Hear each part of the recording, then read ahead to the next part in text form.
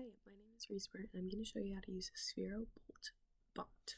So when you get a Sphero Bolt, you're going to receive a box and an iPad. In the box, you should have a cube that goes with the cord and the base, the Sphero Bolt ball, a little case for the ball in case it's rolling around on a hard surface, and then there's just kind of like a bunch of different ideas and cheat codes that you may want to use if you're using the Sphero Bolt. We're just going to hang on to this guy for right now. You should also receive an iPad.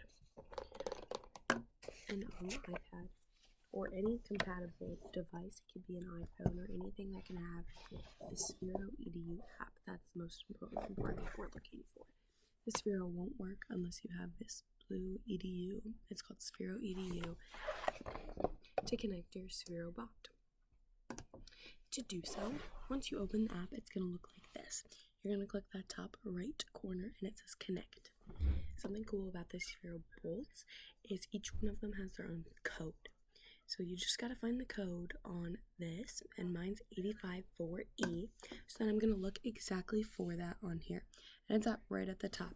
And you'll notice while it starts to connect, it's kind of lighting up.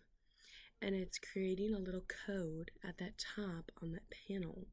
And the screen is going to show us what this panel should match. I don't know if you can see it, but they match, which means that is exactly the one that I'm looking for. So I can just click close. And now my Sphero Bolt is connected to my compatible device with my Sphero EDU app, and now I'm ready to code it however I want to.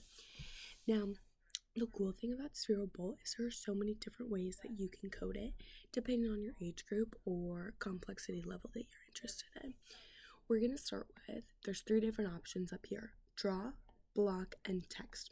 We're going to look at draw first. I would say this is probably for lower elementary, or people who are just beginning with the Sphero Bolt and just really need to get used to the motions, the speed, and what it looks like when we're using it.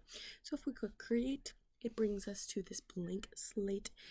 On my screen, I don't know if you can see it, but it has like a good grid, so you can see how far it's moving like per grid.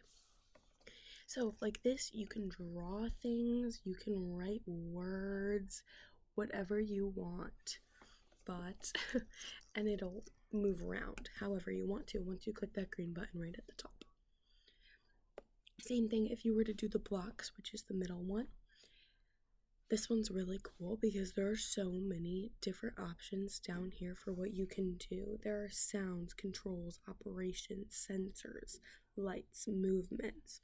There's really anything that you can do with this just by moving one of these blocks up and putting it under on start program. My favorite one to start with, and easy for really any elementary grade level, is kind of where this one goes, or like if you're starting to get the hang of what the bolt can truly do. This one says roll blank degrees at 0 seconds for 0 speed, and you can change any of those numbers to make it go super fast in a short amount of time or super slow in a short amount of time, but turn a certain degree. If you're trying to make it go super far or something like that, this is a great one to use. But you can also make that grid on there look like something if you want to, or make it have it make a sound. It's really totally up to you, and if you find the perfect rotation, you just click that green button at the top and your bolt will do exactly what you want to do if you have the room given for the scenario. And lastly, this one is probably for the master of the bolt, or I would say higher middle school and probably high school students, maybe even college students. And it's called text, and this is your standard code. This is what a code looks like and how it would be used in like a normal setting, like for engineers. And I think that's really cool that just by using this bolt bot and playing around with it, you can learn how to code with this, like using this instead of just drawing to code it or use those blocks. You are literally using those typing, which I think is really cool. For the lesson that I chose, students are using the bolt to move a certain amount of spaces to represent repeated addition. So for me, I would probably use the blocks. I would have my students use the blocks, and I would have them move forward a certain degree for a certain amount of seconds, that gets them to the proper amount. So for my example, it was 5 times 7. So I would make the bolt move the right amount of spaces to get us to 7 spaces. And then we would need to do that 5 times. So then I would put the repeat 5 times button on there. And that's how I would program my Sphero bolt.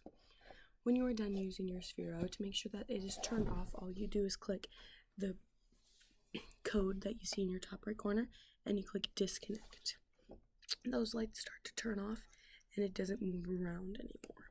And then you're all good to close your compatible device and put your blue bot safely away. Thank you so much for listening, and I hope you learned some more.